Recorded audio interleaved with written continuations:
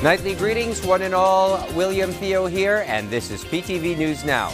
Tonight's top story, over 2,000 local and offshore work opportunities will be up for grabs in tomorrow's Bagong Pilipinas job fair that kicks off in 4 provincial capitals of the Bicol region.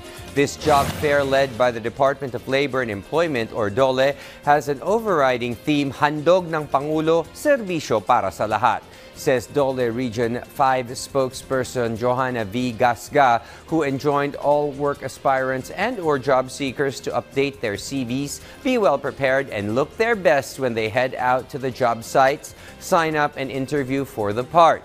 Companies participating in tomorrow's job fair, Gasga says, have shared the vacancies or positions that need to be filled out beginning tomorrow, to include business process outsourcing personnel, HR, cashiers, company drivers, and HR. Tomorrow's Region 5 job fair kicks off simultaneously in Kamalig, Albay, at the Albay Bounty Farmers Village, and the 3 provincial capital buildings in Daet, Virac, and Naga.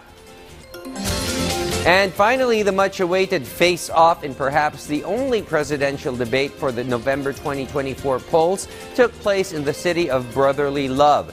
And there certainly was no love lost between the two, as sparks flew in their attacks against each other on inflation, immigration, abortion, national security, and foreign policy. While Trump was the clear winner in his debate with President Joe Biden in late June, Vice President and Democratic presidential candidate Kamala Harris made it crystal clear in today's debate who Trump was running against.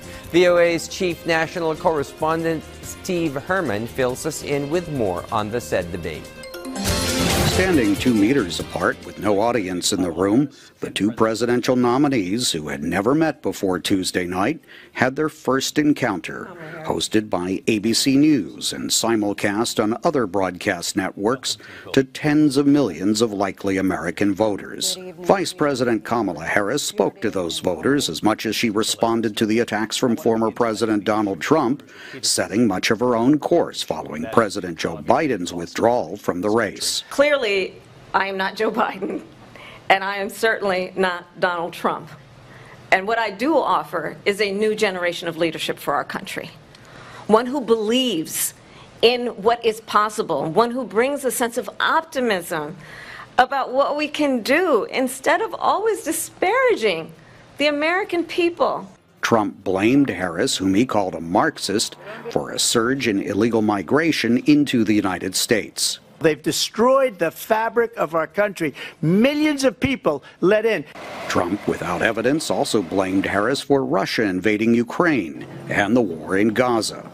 She hates Israel. At the same time, in her own way, she hates the Arab population, because the whole place is going to get blown up. Arabs, Jewish people, Israel will be gone. For Trump, it was his 7th time on the presidential debate stage. For Harris, her first. She said the Republican nominee is unfit to return to the White House, and there's a consensus about that among world leaders, except for the autocrats, whom Trump admires. You adore strongmen instead of caring about democracy. Trump's surrogates in the spin room, such as Republican Congressman Byron Donalds of Florida, said Harris failed to articulate what she would do as president. Kamala Harris, all she did was attack him. She didn't talk about the policies. She didn't talk about her differentiations between her and the Biden administration. When Afghanistan came up, what did she say? A lot of nothing. Nearly a third of voters polled prior to the debate said they were familiar with Trump but needed to learn more about Harris. The debate flushed out a clear contrast between the two, according to a Democratic Party congressman from California, Ted Lieu. Kamala Harris was presidential. Donald Trump was weird and incoherent. Unless Trump and Harris debate again before Election Day, this may have been their best opportunity to try to sway the relatively small number of undecided voters in the 7 swing states expected to decide who will become the next president of the United States. Steve Herman, VOA News, Philadelphia. And we reached the end of our program this evening. Join us anew tomorrow for another set of late-breaking stories here and abroad. Always remember to keep connected by catching the news right here. William Theo wishing you a restful evening, and thank you for watching PTV News Now.